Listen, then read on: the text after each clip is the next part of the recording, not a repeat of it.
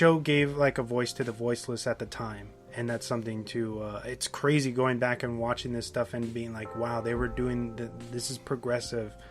Yeah, for the time that it came out, almost 20 years later. That's pretty crazy.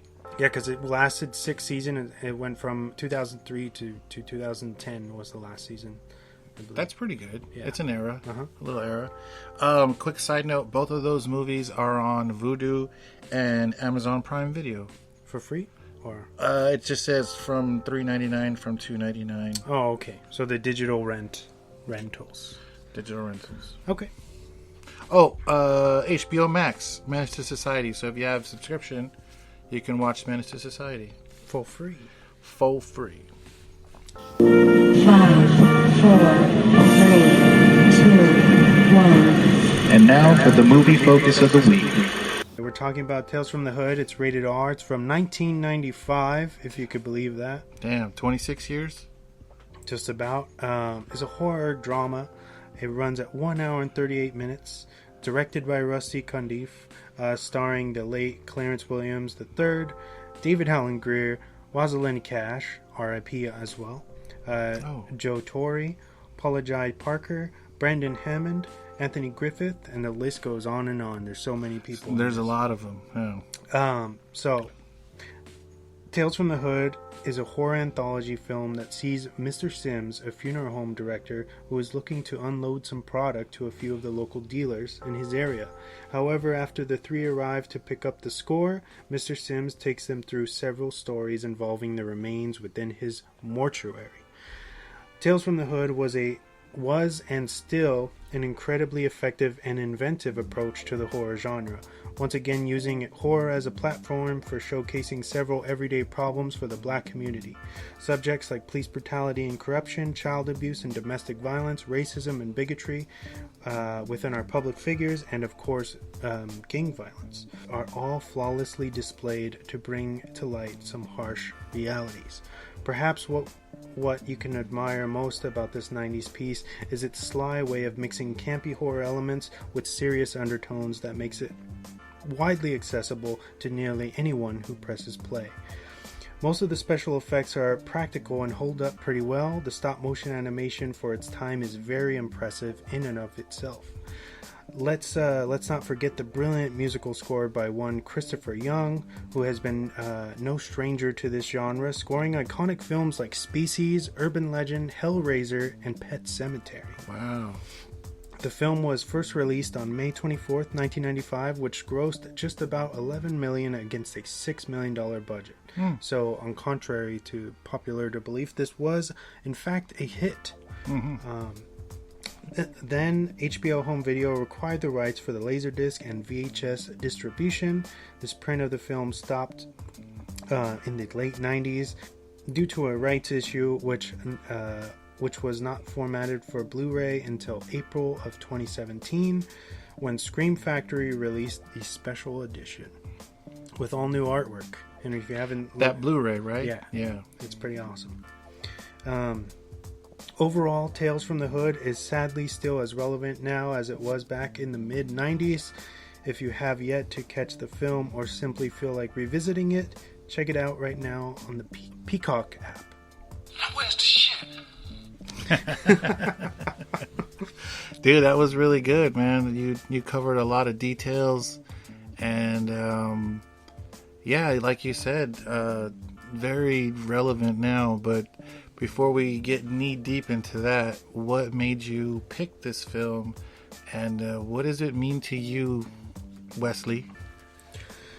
That's a good question, man. So, as I always say, with movies from my childhood, remember my grandfather bringing this home. Oh. And we watched it together, as odd as that seems. That's pretty cool. Yeah. Because, and I'm assuming it was because it was called, Tales from the whatever, and that's everybody thinks of Tales from the Crypt or Tales from the Dark Side, or you're gonna get some spooky shit. Yeah, it's one way or another. It's almost a formula that was created so you can say Tales from whatever, and it's almost like you get more than one little film within a big film, an anthology. Yeah. I love that type of film. That's really good. So you watched it with your grandpa, and how old were you? In 95, I was definitely a little kid. 95, 96 maybe? Yeah. Probably maybe 96 when. But VHS for sure.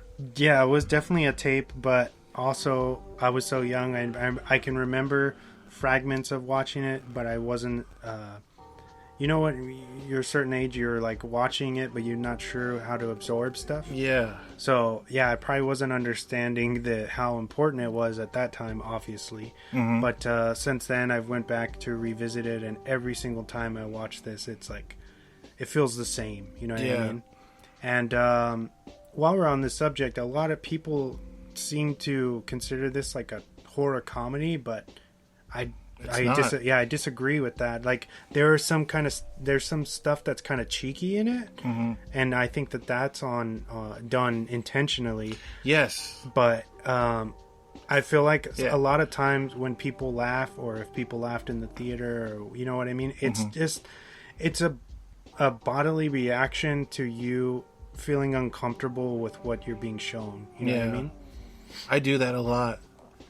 Like when we were watching it yesterday, there was a lot of parts where I was like, because like laughing at some shit, but it's kind of like, it's kind of surreal sometimes in the movie. You know, it makes you think about a lot of different things, and it's not as comedic as it is serious as fuck. You know, like really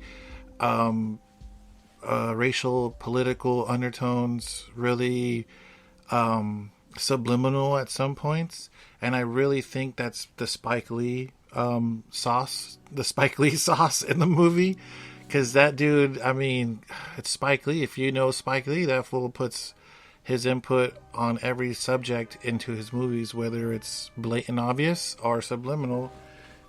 I know that's 40 Acres and a Mule for sure, you know, but I was gonna say, I remember seeing this movie.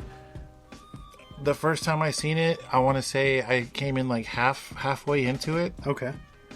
And probably right after what was the second, the David Allen Greer one, The Monster? Yeah. Okay, I want to say I used to always catch it like right around that time from The Monster on. So when we were watching it again, I was like, oh yeah, I was super back familiar. I started remembering a lot of stuff, because I probably haven't seen it in its entirety probably since I was 17, 18, dude. So I'm fucking gonna be 39 now. But I loved it, dude. I was recommending it to everybody today at work, and I was like, have you guys seen it? If you haven't seen it, they're like, oh, I think I've seen parts of it. Go back and rewatch it, because it's like not just, I want to say they played it off as like an almost cheeky film to get it out there, but they knew what they were doing as far as putting in those racial and political undertones, because those are very powerful for the people to pick that up. Like, you know, we pick it up because we know, we understand it, especially now in fucking 2021. It's still relevant. It's still like, you could have made that movie yesterday and it could have been about George Floyd and fucking a lot of different things. And I just love the fact that it's held up against the test of time so well. It's sad, but it's also like amazing that they were able to do that, because America's still the same, dude, since before that, then, and now, you know. So if you haven't seen it, definitely check it out. Let me know what you think about what they're talking about, for sure. And it's not just a horror film, and it's not just a comedy. It's that's the thing, is that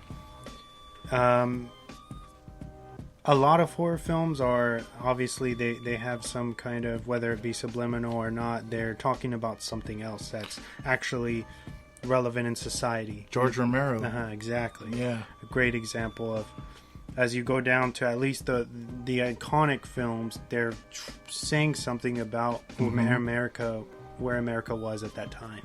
You know what I mean? And if you get it, you get it. But if you don't, you just know it's a horror movie from... Yeah. Well, not everybody is able to break down things, you know, and think about movies in a more, how do you say, like, another dimensional, like another perspective. Yeah. A lot of people are just like, this is just entertainment. You know what I mean? And that's where it stays. But so it's really just I guess like how you want to interpret things. Mm-hmm. But this one, there's nothing that's ever been done quite like it, especially for when it came out. Like, it was ballsy. It's great that this was able to be made. Yeah. You know, and I was about to say, I don't know, I'll put it this way. I feel like there wasn't, it didn't get like much support probably when it was being thrown out on the tables, because first of all, if you're going to read this in a script, it sounds super bonkers. Mm-hmm. Second of all, I feel like it's giving, at the time, the directors too much freedom to do whatever the hell they want. So that's why I feel like, and I could be wrong, maybe Spike Lee came in and was like, hey, I want to do this. We should get together and just kind of put it out. It was the perfect opportunity to approach this film and say, hey, we want to put this out.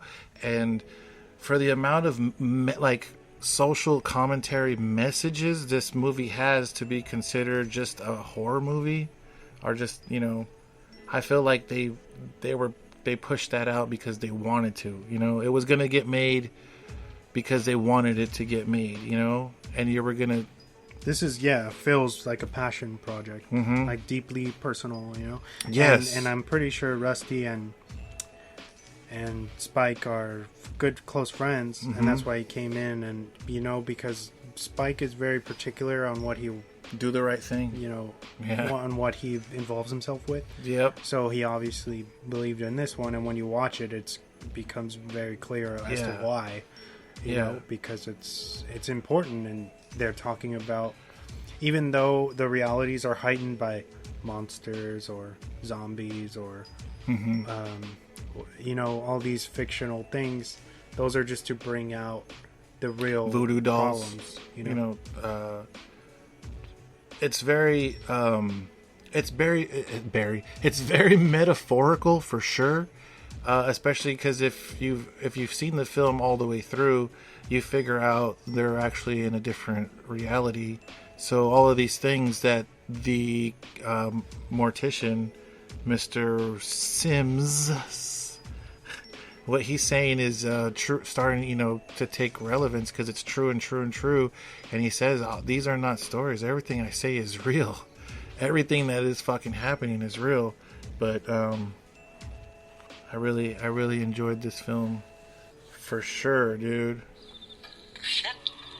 The shit.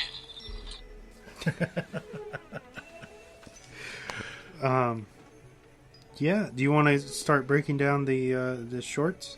Yeah. You know what I forgot to mention is that it only got a 50 on Rotten, and I feel like it's because it's such an iconic film within the community. Like, it's kind of like It's a divisive film. I could see why. Like I was going to say, anybody that I come across that knows this film absolutely loves it, or they've never heard of it. Yeah. So you there's know? like one or the other. Mm-hmm. Cult. Very cult. 50% is a better rating than a lot of other movies we've done. You know what I mean? So it's nothing to be sad about, especially we don't, you know, you can't really take Rotten Tomatoes very seriously all the time. What I think is super weird is that I was checking out, I've seen Tales from the Hood 2 I haven't seen it yet. when it came out in 2018 already. Super weird that it's been so, like, a few years since then. And it's definitely not as good. Really? It's definitely not as good. Definitely not as messagey? Doesn't have... No, they're there, but... And I'm not sure if it's just because they shot it on digital and it looks kind of like... It doesn't have that kind of the flair that the first one does, you know what I mean? Nostalgia? Yeah, maybe it was that, but it didn't really do it for me. And guess how much what that score is on Rotten? Like 90? No, not quite, but like 87? no, too high, 65? too low, I don't know, 75? 78 Damn, dude. on Rotten. I'll have to check